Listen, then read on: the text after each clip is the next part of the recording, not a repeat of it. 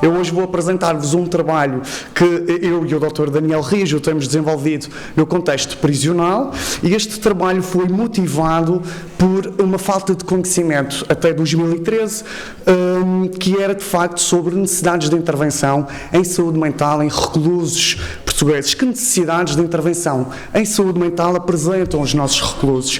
E, nomeadamente, qual é a prevalência das perturbações da personalidade em reclusos portugueses? Existe um número considerável de estudos que já não são assim tão recentes quanto isso. Portanto, temos vários estudos da década de 80, da década de 90, que apontam para a elevada prevalência das perturbações da personalidade em reclusos e, no entanto, até 2012, 2013, nós desconhecíamos a prevalência das perturbações da personalidade em reclusos do sexo masculino. Então, uma equipa de investigação do SINEIC, liderada pelo professor Daniel Rijo e em conjunto com a Direção-Geral de Reinserção e Serviços Prisionais, procuramos colmatar essa lacuna e procuramos identificar necessidades de intervenção em saúde mental de reclusos do sexo masculino e, particularmente, conhecer a prevalência das perturbações da personalidade em reclusos do sexo masculino. E, portanto, nós avaliámos 294 reclusos que cumpriam penas de reclusão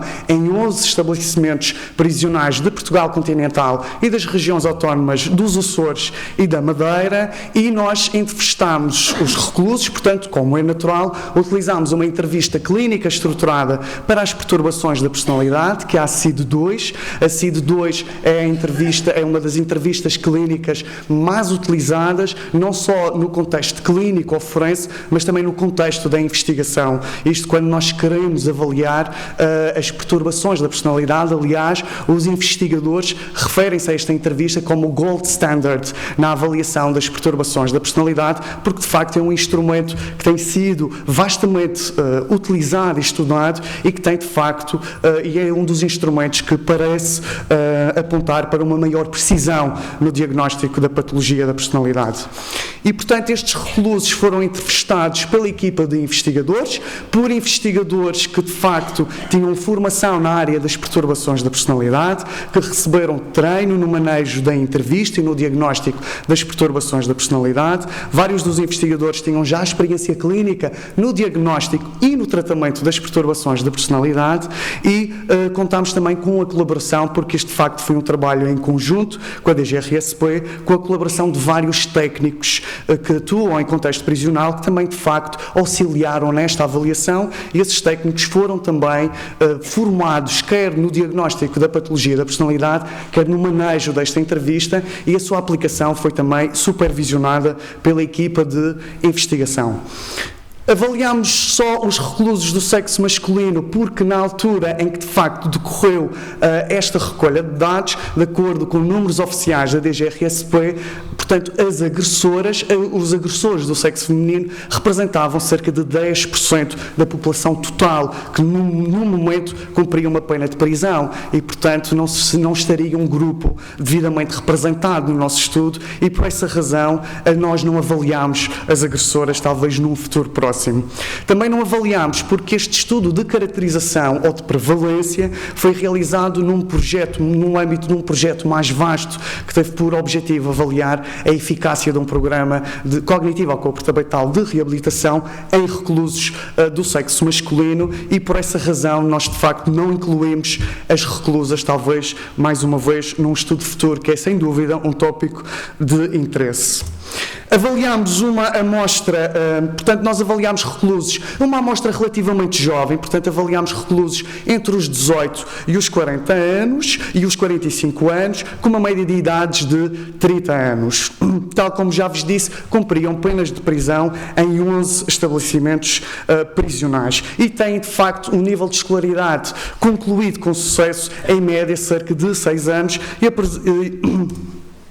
e são maioritariamente do Estado Civil solteiro. Portanto, a maior parte dos nossos reclusos, dos 294 reclusos, 63,3% eram solteiros na data da avaliação. E a maior parte, sem grande surpresa, pertencia a um estatuto socioeconómico baixo. Portanto, temos 96% que pertence a um nível socioeconómico baixo e, portanto, apenas 0,2% no médio e 0,6% no alto. Relativamente à sentença, portanto, temos uma sentença em média, portanto, a sentença aqui está representada em meses e, portanto, a duração média da sentença ou da pena de reclusão são cerca de 105,80, são cerca de 106 meses, portanto, a duração mínima de 18 meses e uma duração máxima de 319 meses. Nós tomámos a decisão de não avaliar reclusos só avaliámos reclusos que já estivessem a cumprir uma pena de prisão no mínimo há 6 meses, para evitar que algum stress associado à recente privação de liberdade pudesse interferir de alguma maneira nesta avaliação da patologia da personalidade. Relativamente ao seu registro criminal, a maior parte dos nossos reclusos são primários, isto é, cumprem uma primeira pena de prisão, portanto 60%, e temos 40% que estão a cumprir muitos deles uma segunda pena de prisão, mas alguns deles, inclusive, já uma terceira pena de prisão. E embora este dado não esteja aqui, é um dado interessante e que merece reflexão. Destes 294 reclusos, cerca de 20 a 30% destes reclusos já cumpriram medidas na justiça juvenil. Portanto, já enquanto adolescentes, já cumpriram aquilo que é hoje uma medida tutelar educativa de internamento. Portanto, temos 20 a 30% destes reclusos que já estiveram na justiça juvenil e que por algum motivo a intervenção não terá funcionado por algum motivo e de facto voltaram à prisão. Relativamente ao tipo de crime pelo qual estão a cumprir uma pena de prisão, a maior parte comete crimes contra pessoas, portanto o crime mais frequente é a ofensa à integridade física. Portanto, 53,4% comete crime contra pessoas, temos 20% que está a cumprir uma pena de prisão por tráfico de estupefacientes, cerca de 20% por crimes contra a propriedade, contra a vida em sociedade em menor número, 4,4%, e por outro tipo de crime temos cerca de 1,7%, por exemplo, a falsificação ou o atentado ao pudor, são alguns desses exemplos. Passando então aos nossos resultados propriamente ditos, referentes à prevalência das perturbações da personalidade e começando pela prevalência global das perturbações da personalidade. Os nossos resultados, à semelhança de os estudos anteriores, revelam que 79,9%, portanto 80% destes 294 reclusos preenchem critérios para pelo menos uma perturbação da personalidade. E apenas 20% dos reclusos desta amostra não preenchem critérios para qualquer tipo de patologia da personalidade. Os estudos demonstram de uma forma sistemática, e não são só os estudos, a prática clínica também mostra isso, inclusive com agressores, que a comorbilidade é bastante frequente, ou seja, neste caso, os reclusos ou os agressores preencherem critérios para 2 ou mais perturbações da personalidade. E, de facto, nesta amostra nós encontramos uma elevada comorbilidade entre as perturbações da personalidade. Portanto, temos 20,1%, portanto, os tais 20,1% que não preenchem qualquer critério diagnóstico. Reparem que nós temos 37,1% a preencher critérios de diagnóstico para uma perturbação da personalidade. Temos 22,4% que preenche para 2 perturbações da personalidade e temos 9,9%, portanto 10% que preenche para 3 perturbações da personalidade. E 10,5% preenche critérios para 4 ou mais perturbações da personalidade. Estes 10% isoladamente poderá parecer um número bastante modesto, mas são 10% dos reclusos a preencher critérios, e repito, para 4 ou mais perturbações da personalidade. Portanto, nós temos aqui um grupo de reclusos que está severamente perturbado. Relativamente às prevalências por grupos, como devem saber, as perturbações da personalidade estão organizadas por grupos e, portanto, nós fomos ver a prevalência por grupos, começando pelo grupo A, que são conhecidos como os estranhos e os excêntricos, que inclui a perturbação paranoide, a perturbação esquizoide e a perturbação esquizotípica da personalidade. Temos 14% dos reclusos a preencherem critérios para as perturbações do grupo A. Metade da amostra, portanto, sensivelmente metade da amostra, 51,1%, preenche critérios para as perturbações do grupo B para os teatrais, os emotivos e os lábeis. E o grupo B inclui a perturbação antissocial da personalidade, a perturbação borderline, a perturbação histriónica e a perturbação narcísica da personalidade. Relativamente ao grupo C, temos 8,8% dos reclusos a preencher critérios para perturbações dependente, obsessivo-compulsiva ou evitante da personalidade. A CID-2 avalia, para além de avaliar estas 10 perturbações da personalidade, avalia ainda outras 2 perturbações que no DSM-4 encontravam-se apêndice, a perturbação passivo-agressiva e a perturbação depressiva. E, portanto, nós temos aqui 1,7% dos reclusos a preencher critérios para estas tais perturbações que se encontravam no anexo B. Para uma perturbação de personalidade não especificada, quando o indivíduo preenche de uma forma clara critérios de diagnóstico, os critérios gerais para as perturbações da personalidade, mas que não reúne os critérios mínimos para as perturbações específicas, temos 4,4% dos reclusos a preencher, então, diagnóstico para uma perturbação de personalidade não especificada. Passando então às prevalências específicas, vimos as prevalências por grupo, agora resta aqui ver as prevalências específicas. E eu aqui neste quadro trago apenas as prevalências tendo em conta o diagnóstico principal, ou seja, a CID-2 permite que o clínico ou o avaliador decida qual é o diagnóstico principal, ou seja, quando o indivíduo, neste caso o recluso, preenchia critérios para 2 ou mais perturbações, o avaliador deveria identificar qual era o diagnóstico principal, isto é, qual é o principal foco da atenção clínica. E sem grandes surpresas, nós temos em 40% dos reclusos é identificada a perturbação antissocial da personalidade. Portanto, isto vai ao encontro daquilo que nós esperávamos encontrar e vai ao encontro também daquilo que os estudos internacionais encontram. Temos aqui também a perturbação paranoide da personalidade, que é identificada como diagnóstico principal em 10,2% dos casos. E vale a pena também aqui ressaltar a prevalência da perturbação borderline na ordem dos 6,8%. Todas as outras taxas parecem ser residuais e, de alguma forma, são residuais porque aqui nós só estamos a ter em conta o diagnóstico principal. Se nós formos ter em conta todos os diagnósticos que os reclusos preenchem, estas prevalências disparam. Por exemplo, a antissocial, que está nos 40%, quase que atinge os 70%, independentemente de ser diagnóstico principal ou não. A paranoide quase que chega aos 30%, a borderline chega aos 20%, e a narcísica também alcança percentagens bem mais expressivas, na ordem dos 15%, 20% do que aquelas que aqui estão. Só que, de facto, este quadro, este gráfico, refere-se única e exclusivamente ao diagnóstico principal.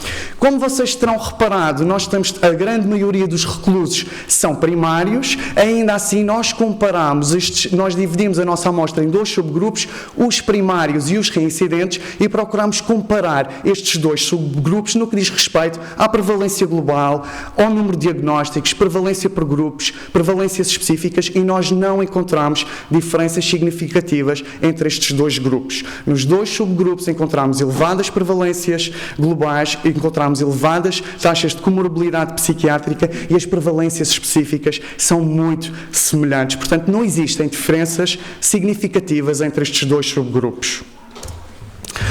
Um último aspecto que nós testamos, e tendo em conta a elevada prevalência da perturbação antissocial da personalidade, como viram, nós estávamos interessados em perceber se ter uma perturbação antissocial da personalidade aumenta, de alguma forma, o risco de ter uma outra perturbação da personalidade. E, portanto, fomos avaliar e testar qual é a estimativa do risco de ter uma perturbação antissocial da personalidade e ter uma outra perturbação da personalidade. personalidade. E o que é que nós encontramos? Encontramos que os indivíduos que são antissociais apresentam um risco de 3,77 também de ter uma perturbação paranoide da personalidade. Isto o que é que quer dizer? Isto quer dizer que indivíduos que são antissociais apresentam um considerável risco também de serem paranoides.